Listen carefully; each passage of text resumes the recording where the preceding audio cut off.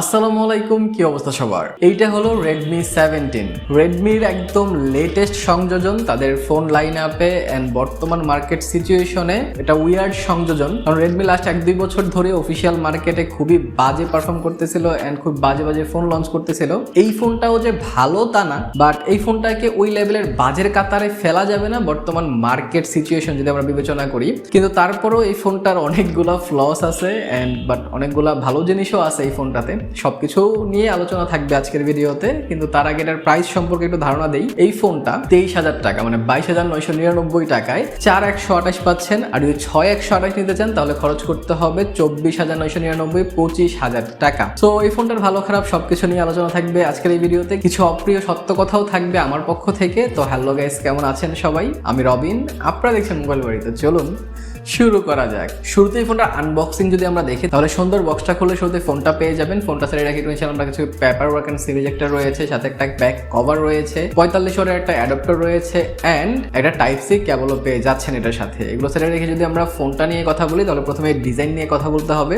Design আপনাদের জন্য একটা পছন্দ হবে তা না, খানিকটা মোটা ফোনটা, ফুললি প্লাস্টিক বিল্ডের একটা ফোন। সাইড এজেস গুলো ফ্ল্যাট করে দেওয়া হয়েছে। হাতে নিলে যে দূর থেকে অনেক ভালো বা প্রিমিয়াম ফিল দেয় ব্যাপারটা তা না, হাতে নিয়েও যে প্রিমিয়াম ফিল হয় ব্যাপারটা তাও না। ব্যাক সাইডও প্লাস্টিক ফিল হয়। অনেক ফোন আছে যেগুলোকে ব্যাক সাইডে প্লাস্টিক হইলেও গ্লাস ফিল হয়, বাট এটাতে এরকম না। ক্যামেরা মডিউলটা একটু বেটার ফিল হবে কারণ এখানে তারা অ্যালুমিনিয়াম ইউজ করেছে, যার কারণে দেখতে একটু প্রিমিয়াম লাগছে ক্যামেরা মডিউলটা। কিন্তু ক্যামেরা মডিউলের যে ডিজাইনটা সেইটাতে আমি কনভিন্সড না, বা আমার কাছে অতটা পছন্দ হয় নাই। একটু ভালো করতে পারতো বা একটু অন্যরকম তারা করতে পারতো। কিন্তু ক্যামেরার পাশে একটা নোটিফিকেশন লাইট আপনারা পেয়ে যাচ্ছেন, যেটা তারা মার্কেটিংও করছে। কারণ এই ফোনটার অনেক বেশি কিছু নাই মার্কেটিং করার, তাই ছোট ছোট জিনিসগুলো দিয়ে তারা মার্কেটিং করতেছে আর কি। সো ডিজাইনে এটাকে আমি পাস মার্ক দিব, বাট অত বেটার ডিজাইন আমার কাছে মনে হয় নাই। 25,000 টাকা প্রাইস পয়েন্ট যদি চিন্তা করেন, আপনাদের কেমন লেগেছে এটা আমাকে জানাতে পারেন কমেন্ট সেকশনে। তাছাড়া এই ফোনটার আশপাশে যদি আমরা নজর দিই তাহলে বটম সাইডে আপনারা স্পিকার গ্রিল পাচ্ছেন, মাইক্রোফোন পাচ্ছেন, ইউএসবি টাইপ সি পোর্ট পাচ্ছেন আর একটা সিম ট্রে পেয়ে যাচ্ছেন, যেটা একটা হাইব্রিড সিম স্লট। মানে দুইটা সিম ইউজ করলে আপনারা মেমোরি কার্ড ইউজ করতে পারবেন না, মেমোরি কার্ড ইউজ করলে একটা সিম ইউজ করতে হবে। রাইট সাইডে volume rocker and power button পাচ্ছেন, আর পাওয়ার বাটন ইন্টিগ্রেট করে দেওয়া হয়েছে ফিঙ্গারপ্রিন্ট সেন্সর। আমি যতবার ক্লিক করছিলাম আনলক করে দিচ্ছিল ফিঙ্গারপ্রিন্টটা স্পিড বটে। 25,000 টাকায় এখন সাইড ফিঙ্গারপ্রিন্টটি আপনারা পাবেন। এখন যতগুলো ফোনের রিভিউ আপনারা পাবেন, ইন ডিসপ্লে ফিঙ্গারপ্রিন্টের কথা আমি কমই বলবো, কারণ আসলে নাই, কই থেকে বলবো। লেফট সাইডে পুরোটা ক্লিন পাচ্ছেন, কোনো কিছু দেওয়া নেই এখানে। টপ সাইডে আপনি স্পিকার গ্রিল পাচ্ছেন আরেকটা সেকেন্ডারি স্পিকার, তার মানে এখানে স্টেরিও স্পিকার পাচ্ছেন। অন্তত তারা স্টেরিও স্পিকার তো দিছে, অন্যান্য কিছু ব্র্যান্ড তারা তো সিঙ্গেল স্পিকারই দিয়ে যাচ্ছে আর কি। তাছাড়া হেডফোন জ্যাকও পাচ্ছেন আপনারা, এন্ড হেডফোন জ্যাক অনেক ইম্পর্টেন্ট। আর যেহেতু স্টেরিও স্পিকার পাচ্ছেন, একটা সাউন্ড ডেমো দেই। সাউন্ড ডেমো দিলে বুঝতে পারবেন যে সাউন্ড কোয়ালিটি এটার কেমন।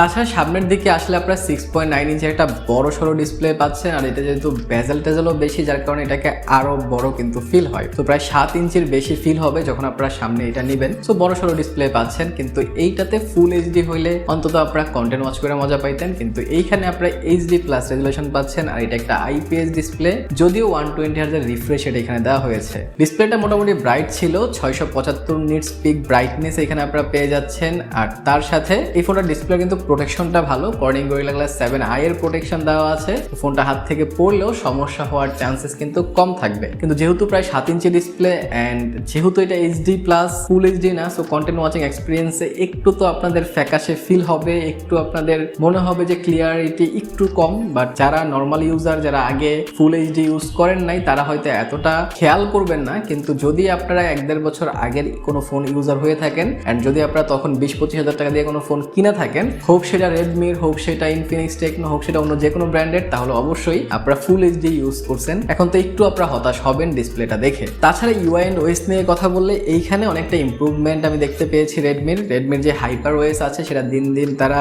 ইমপ্রুভ করার চেষ্টা করছে। এন্ড যেই বাজেট ফোনগুলো আছে, যদিও এটা বাজেট ফোন না, তারপরেও এটার পারফরমেন্স খারাপ ছিল না, কিন্তু স্টিল 25,000 টাকার ফোন হিসেবেও এই ফোনটা কিন্তু আপনাদেরকে অ্যানিমেশন অফার করে না। কোনো অ্যাপসে ঢুকলে বের হইলে যেরকম একটা স্মুথ অ্যানিমেশন লিমিটেশন থাকা দরকার সেরকমটা পাবেন না। সেটা হইতে পারে প্রসেসরের লিমিটেশনের কারণে তারা দিতে পারে নাই, যদিও এটা 25,000 টাকার ফোন, কিন্তু স্টিল এটার যে প্রসেসর সেটা কিন্তু 15-16,000 টাকা দামের যে ফোনগুলো ছিল আগে সেইটার মতোই। সো আপনারা যারা এখন বর্তমানে 25 দিয়ে ফোন কিনবেন তারা এটা চিন্তা করেই কিনেন যে এই ফোনটার আসলে যে পারফরমেন্স সেটা 15,000 টাকার পারফরমেন্স, বাট বর্তমান সিচুয়েশনের জন্য মার্কেটের দাম বাড়তির জন্য আপনার সেটা 25,000 টাকায় কিনতে হচ্ছে। তাছাড়া ফোনটা out of the box Android 16 আপনারা পাচ্ছেন, এটা একটা ভালো ব্যাপার। কিন্তু ভালো ব্যাপার পাবেন না আপনারা পারফরমেন্স সেকশনে। এখানে আপনারা G91 আলট্রা চিপসেটটা পাচ্ছেন, যার আন্তরিক স্কোরে আমি হ্যাপি না। মাত্র 3,66,012 স্কোর করছে। এটা কি জন্য করছে আমি জানি না, এটা হয়তো আমি আরেকবার রান করাবো, যদি আরেকবার রান করা এটা বাড়ে তাইলে আমি হয়তো দিয়া দিব, নাইলে আমি দিব না, এটাই রাখবো আসলে। কিন্তু এটা যে পারফরমেন্স সেকশন সেখানে আপনারা হতাশই হবেন, খুশি হইতে পারবেন না। 25,000 টাকার ফোনে আপনারা অতটা ভালো গেমিং করতে পারবেন না। আমি ফ্রি ফায়ার খেলেছি, ফ্রি ফায়ার এক্সপিরিয়েন্স আপনারা দেখতে পারেন কেমন ছিল।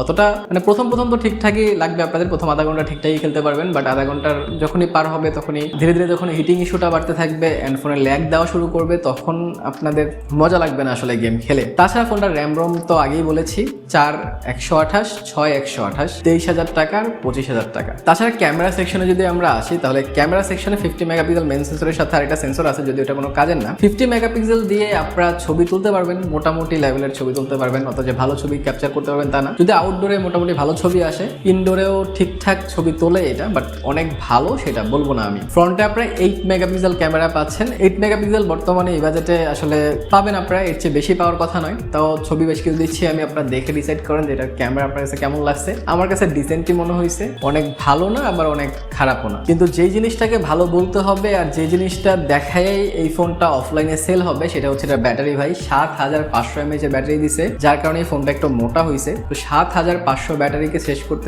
আপনাদের প্রায় 1.5-2 দিন তো লেগেই যাবে। রাফ ইউজ করলেও একদিন তো আরামসে চালাতে পারবেন আপনারা। আর 45 ওয়াটের ফাস্ট চার্জিংও দিছে, যার কারণে ফোনটাকে আপনার রিচার্জ করতেও কোনো প্রকার প্যারা খাওয়ার কথা নয় আর কি। সো এই ফোনটার আসলে ভালো খারাপ দিক সবকিছুই আপনারা বুঝতে পারলেন। এই ফোনটার রেটিং আসলে আমি কেমন দিব? এই ফোনটায় ভালো দিক বলতে ভাই 25,000 টাকায় ব্যাটারি ভালো দিচ্ছে এটাতে, এছাড়া তেমন কোনো ভালো দিক এটাতে নাই। হ্যাঁ, কর্নিং গরিলা গ্লাস 7i আছে। সো এগুলো ছাড়া আসলে 25,000 টাকাকে জাস্টিফাই করার মতো কোনো কিছুই নাই এই ফোনটাতে, শুধুমাত্র বর্তমান সিচুয়েশন ছাড়া। বর্তমান সিচুয়েশনের দোহাই দিয়ে তারা এই ফোনটাকে 25,000 টাকায় জাস্টিফাই করতে পারে, এছাড়া আসলে এটাকে 25,000-এ জাস্টিফাই করার মতো ফোন আমার কাছে মনে হচ্ছে না। বর্তমান সিচুয়েশন বিবেচনায় এই ফোনটাকে আমি 10/6 দিচ্ছি, আদারওয়াইজ এটা 10/5 পাইতো আসলে। এটার যে কনফিগারেশন ওভারঅল এটার পারফরমেন্সও আমি হতাশ। সো কি আর করার। সো আই হোপ আপনাদের ভিডিওটা ভালো লাগছে, ভিডিওটা থেকে একটু হইলেও আপনাদের উপকার হয়েছে। যদি হয়ে থাকে তাহলে সাবস্ক্রাইব করে দেন। আর যদি আপনারা চান যে আপনাদের বাজেট একটু বেশি, সেক্ষেত্রে আপনারা দুইটা ফোন নিয়ে কনফিউজড, ইনফিনিক্স নোট এজ